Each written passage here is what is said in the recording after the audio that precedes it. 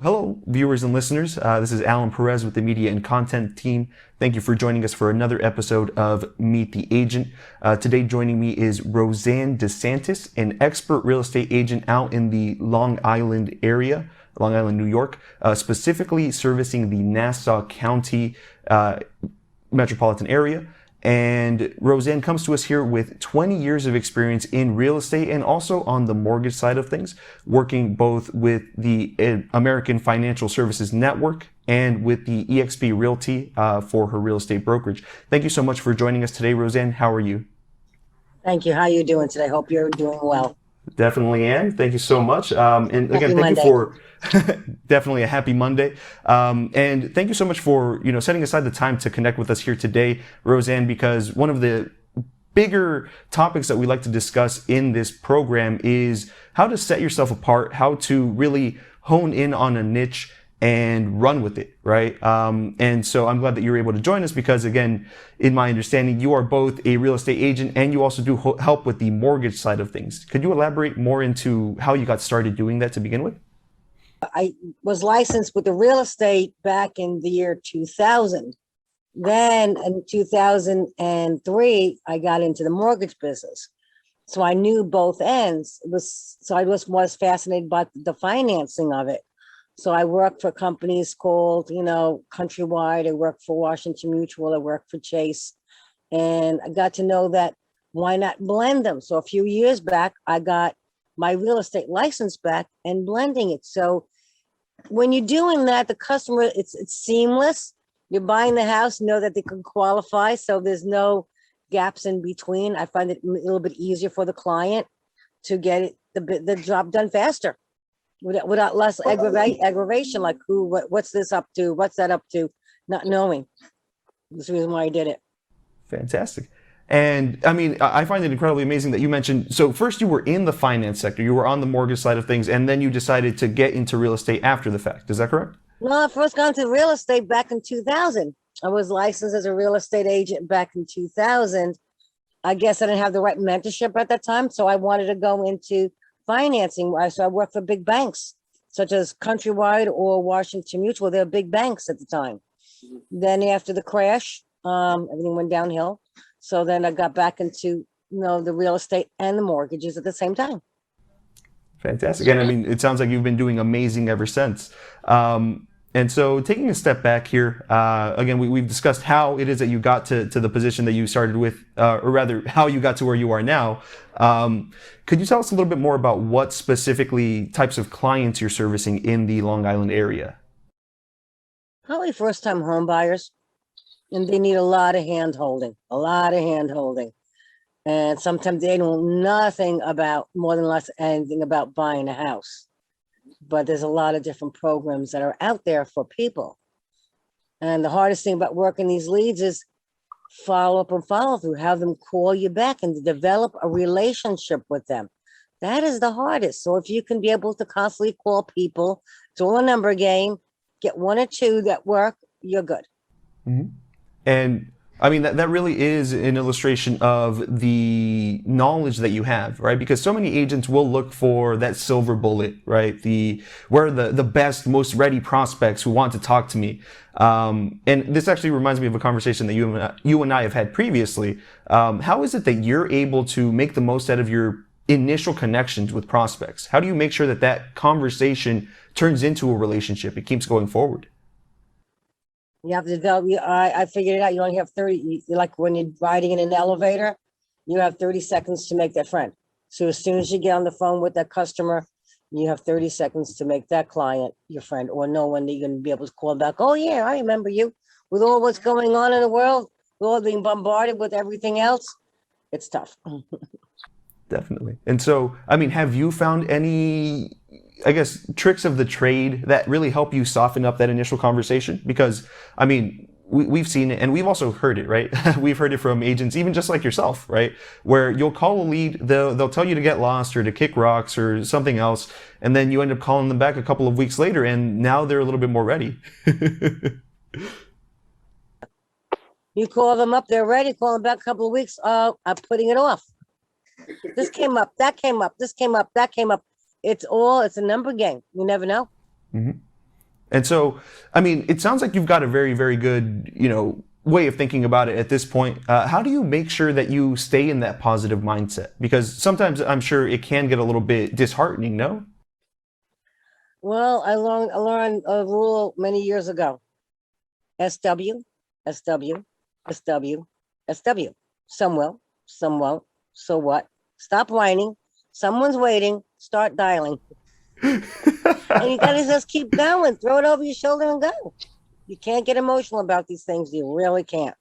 Like water off a duck's back then is. You have to. Great. The only thing that matters is getting the real deal. And once you do, sink your teeth into that real deal and then stay with that person until the end, until they get what they need. Yeah. And I mean, it sounds like you have that really in the way that I understand the progress that you've made. It's to be able to eliminate that uncertainty as much as possible, to be able to have the structure in the scaffold. You mentioned hand holding, right? For new prospects. I mean, for first time buyers, a lot of the time, it really is like entering a new world. Wouldn't you say? Yes. They don't realize how much money they really need to put down, and they don't know about all the different programs that are out there. And so, actually, I guess that's another point that I wanted to dig into a little bit more, right? Is that something that you throw out in your initial conversation in that first 30 seconds, your elevator pitch, so to speak? What kind of offers for information do you make, or what do you focus on getting in that initial conversation? Well, I have to find out where they stand, what are they looking for, how soon they're looking for something. And there's a whole lot of questions that you need to ask, but I don't want to do too much at one time. You got to spoon feed them a little bit at a time. If not, they get overwhelmed. Definitely. Yeah. Because, I mean, again, what we want to do is we really want to focus on the exciting part, especially for those new buyers, for those people that are just entering the real estate market to begin with. We want them to have stars in their eyes to an extent, right? I mean, they should be excited about the home buying process. And if that excitement doesn't match the level of effort they're going to need to actually go through the process, that's where we get those people that take that step back, right? Yep. Okay. And so something else that I want to discuss with you, right? Because we're talking currently about establishing initial relationships, right? After you get that first transaction out of the way, how are you able to maintain your relationship longer term? What is it that you're able to do? Emails, send them cards, on their Christmas cards and their birthdays. And, email them a market update once a month. Save their email. If you have a good CRM, you'll be able to do that. Mm-hmm. Yeah. And I mean, one thing that I want to discuss though is because taking a step back, we have heard of some agents that do that they have that consistent follow-up, but it feels hollow. Like the prospect doesn't actually, or at this time, the former client, right, doesn't actually feel a genuine connection or relationship. Have you ever encountered anything like that before? Sometimes. And so in those circumstances, would you say that there is anything that can be done about it, or do you think that it really is just a matter of difference in personalities? Well, people are busy nowadays, and they just got to let it go and just keep on dripping them. Do the Chinese water torture on them. Keep dripping them. There you go. What's the longest that you followed up with somebody where you were dripping to them, and then they actually got back to you? Does anything stick out? Probably over a year. Okay. And what actually, now that you're more familiar, or rather, now that I know that you're more familiar with the mortgage side of things, is there an explanation for that on the finance side of things, for why some shoppers will just fall off the face of the earth for an extended period of time? They're not ready to buy the house. They're scared. Maybe they don't have the finances. Maybe they don't have the credit. Maybe they don't have the credit and the finances to buy the house. And the prices of houses right now are ridiculous. The only thing that's keeping a house halfway affordable is a nice low interest rates. Once they start to jump, the houses might price come down, but it's kind of hard. Right, the rates right now are in the threes, maybe in the twos. Ridiculous. Actually, and so could you elaborate a little bit more on that? Because it's very rare that we're able to get, this kind of insight from somebody that's in the lending side of things. I mean, you mentioned that the interest rates may be going up soon. Do you have any, and again, this isn't something that needs to be, solid information, but just in your mind and in your insights, do you have a timeline for that and kind of an No one has a approximation of what timeline. I that didn't would bring my crystal ball, but you understand that with the economy and with inflation, the government's looking to make more money. They might raise the interest rates. The only reason why they're not raising the interest rates is because of COVID. They're keeping their interest rates down because the prices of houses are so high, especially in New York. So in order for them, if they raise the interest rates, people might go crazy and their economy falls apart because house buying is the basic foundation for the economy. So you got to keep it in. I wish they would lower down to 2 or 0. You can't do that. Fantastic. And so longer term, I mean, with the whole epidemic and everything that's been going on, what, if any, pivots had you made when this initially had started, and has it been affecting your business now, or would you say that at this time it's not really affecting you too much? It affects every business everywhere. You just have to reinvent yourself each and every day. You really do. Every day you got to reinvent yourself. More meetings are held because of Zoom now than ever before. Should have bought Zoom stock 2 years ago. Hindsight Right? Think definitely is about it. Should have bought 2020. Zoom stock 2 years ago. Yeah. And so is that something that, well, I mean, would you say that that's actually made it easier to get that first kind of foot in the door moment with your potential prospects? Yes, because people don't want to see other people. They're too afraid to meet up with other people, afraid of getting that virus. Yeah. And I mean, I think that it does make things a little bit more accessible for the first time buyers or for the people who are just playing around with entering the market seriously, right? Because at this point, instead of, again, needing to make a commitment, like you said, to meet in person with somebody, it can be just a virtual meeting, more of a consultation session and really getting to know serious. more. Yep. Exactly.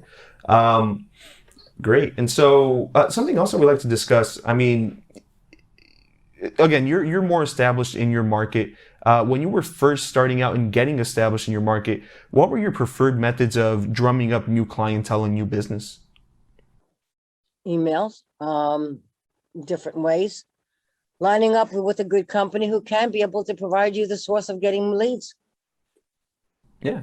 And so, I mean, on that same topic, right? Because many agents, they'll feel like the leads that are provided by their broker, that they're not viable or they're not as good because they're getting them for no charge. Have you heard that previously? Yes. The old saying goes, you get what you pay for. And so what are your thoughts on that, right? Because and to get leads from Zillow, it's too expensive. It's better with your way. At least you can pick and choose. It's actually costly, economical doing it your way than with Zillow, because Zillow is $1,000 a month. Oh my God, that's a lot. And you're going to work all those leads? Seriously? The return on investment, I wouldn't do it. Mm-hmm. And actually, that's something else that I'd really like to get your perspective on. You mentioned the phrase working a lead. And so in your mind, what does working a lead actually mean? Say that I gave you a new lead right now. When would you have considered that lead properly worked? Well, you got to call it, leave messages, email, text messages on a consistent and a persistent basis. And so how long is long enough, I guess I would say?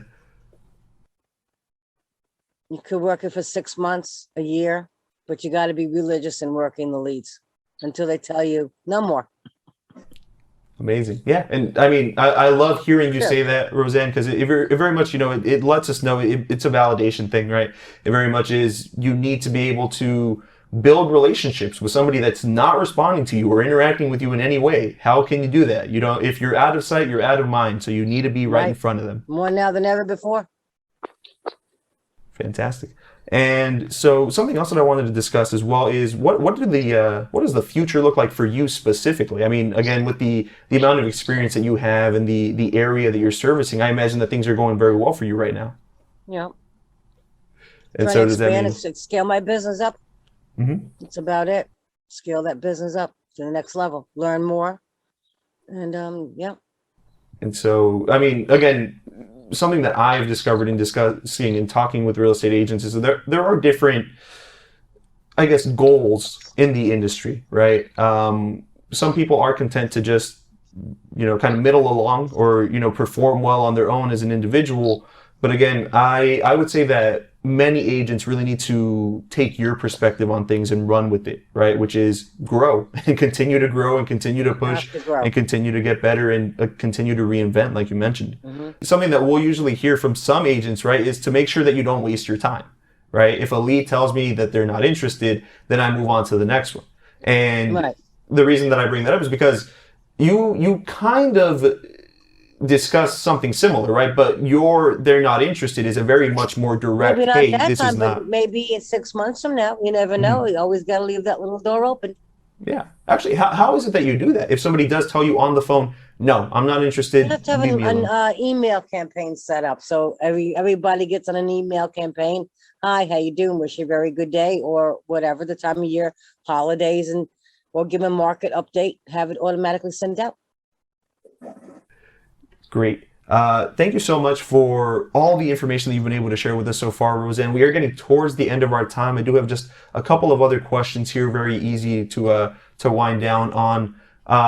My first one for you is, do you have any, I guess, notes, tips, or any message that you would want to share with anybody that might be watching this and thinking of buying or selling in the Nassau County area in New York? Any message direct to potential clients? Now is the best time to buy. Anytime is the best time to buy because it's going to be your house. There's no wrong time. People want to wait. There's no wrong time because you could be, if you don't buy a house, think about the price of houses for the past several years. They keep going up and up and up and up and up. So it's an investment that people are taking in their future in buying a house, to buy that house, and don't wait. Great. And last quick tidbits or wisdom that you might have for any new real estate agents just starting out. I mean, the entire episode up until this point has definitely been a lot of highlights in terms of what you should do, but any last quick notes that you might have to any new real estate agents who are watching this? It's going to be tough. Learn a lot about rules, regulations, and guidelines. Follow your broker and keep on going. Fantastic. Great. Well, thank you so to be a real estate agent. There's a lot of competition out there. Definitely. And so looking for that don't push. be afraid of the phone either. Exactly. You can't work clients if you don't have clients. Right. Great. Thank you for everything, Roseann. It's definitely been an absolute pleasure getting to speak with you. You're welcome. Let's go ahead and wrap up here, but thank you, everybody, for watching, listeners at home. If you do have any feedback whatsoever, don't hesitate to send us an email to media@setschedule.com with your thoughts, and we hope that you enjoy this episode. Thanks again.